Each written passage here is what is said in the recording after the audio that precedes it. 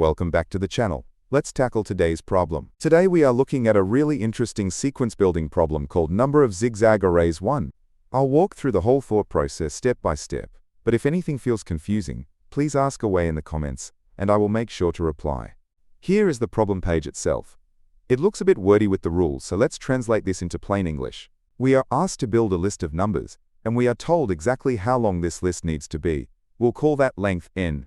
Our first rule is about the numbers we can choose. Every single number we put in our list must fall between a starting value L and an ending value R. The second rule is pretty straightforward. You can't put the exact same number right next to itself, so picking a 4 and then another 4 is a no-go. And the final, most important rule, no three numbers in a row can constantly go up or constantly go down. This means if your first two numbers go up, your next number has to go down. Because of that last rule, the numbers in our list must constantly alternate between increasing and decreasing. It has to zigzag like the teeth of a saw. Let's look at an example. We need a list of 3 numbers, and we can only choose the numbers 4 and 5. Let's systematically build one. We'll start by picking 4 as our first number. Now for the second number. It can't be 4 again because of rule 2. So we have to pick 5. Notice that our sequence just went up. For the final number we know we just went up, so the zigzag rule says we have to go down. The only number lower than 5 that we are allowed to use is 4. So 454 is a valid answer. Just a quick heads up, I'll be explaining the core logic using Python. But as always, I have the full exact code for Java, C++, and JavaScript ready to show at the end of the video. Also, if you don't want to pause and retype the code yourself, you can go to leetcodeunlocked.com using the link in the description to just copy and paste it directly. Now back to the solution. The editorial calls the main solution dynamic programming with prefix sum optimization. The core idea is to build valid sequences one number at a time. To do this correctly, we only need to remember 2 things about the sequence we've built so far. What was the last number, and did we just go up or down to get there? We use dynamic programming here because generating every single valid combination would take way too long. Instead of building the actual arrays, we just keep a running tally of how many valid ways there are to reach a specific ending number going in a specific direction. The problem requires us to look at all the valid previous numbers. If our rule says the next number has to be smaller, we'd normally write a slow loop to check every smaller number. But we can optimize this heavily. By keeping a running total of our counts, a prefix sum, we can find the total combinations instantly, without an extra loop. Here is the full code provided in the editorial. It looks dense with all the math, so let's break it down chunk by chunk, into bite-sized pieces. First, we set up our modulo constant to keep the final number from getting massive. Then, we calculate a variable m. This is just the total count of different numbers we are allowed to use. We shift our mindset to just think about the size of the range, rather than the specific numbers. Next, we create 2 lists to track our states. The list IME0 track sequences that just went down, and DP1 track sequences that just went up. Initially, for a sequence of length 1, every single number is valid exactly one way, so we fill both lists with 1s. Since we already accounted for the first number, we run a loop in -1 times to add the remaining numbers to our sequences. Inside the loop, the first thing we do is calculate the running totals of both our state lists.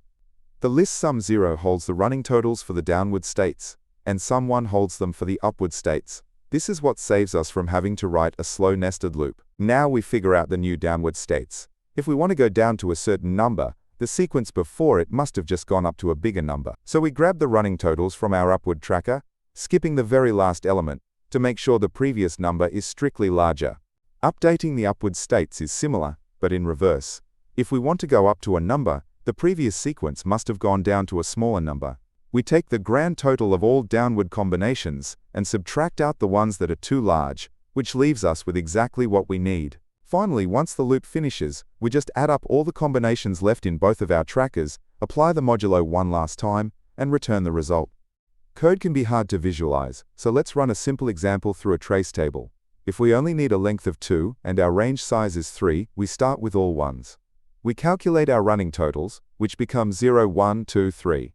Then, applying our shift logic, the new downward array becomes 0, 1, 2. The upward array becomes 2, 1, 0. Sum them all up, and we correctly get 6 valid arrays. Let's talk about edge cases quickly. What if the starting and ending boundaries are the exact same number, That means our range size is only 1. If our range size is 1, we are only allowed to use a single number, like 5. But Rule 2 says we can't have adjacent matching numbers. Our code is smart enough to handle this automatically. The lists become so small that the shifting logic safely zeroes everything out when the loop runs, naturally resulting in 0 valid arrays if we need more than one number. So how fast is this? The time complexity is order n times m, where n is the length of the array we want to build, and m is the size of our allowed range of numbers. Because we keep updating the same two arrays over and over, our space complexity is incredibly efficient at just order m. Here are the main lessons to take away from this problem. First, whenever a problem asks for the number of valid sequences, see if you can just track the final state of the sequence rather than building the whole thing. Second, if you need to repeatedly sum a range of previous states, use a prefix sum to eliminate nested loops.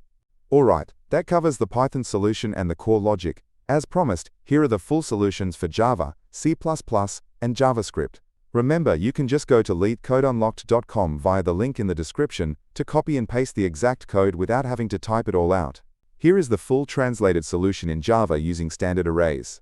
Next up, here is the C++ version using vectors. And finally, here is the solution in JavaScript, using BigInt to handle the modulo math safely. Before we finish up, I want to quickly say why this channel looks and sounds the way it does. You can probably tell this is narrated by AI. I built this workflow for myself so I could generate clear, instant explanations the moment a daily problem drops to help myself learn.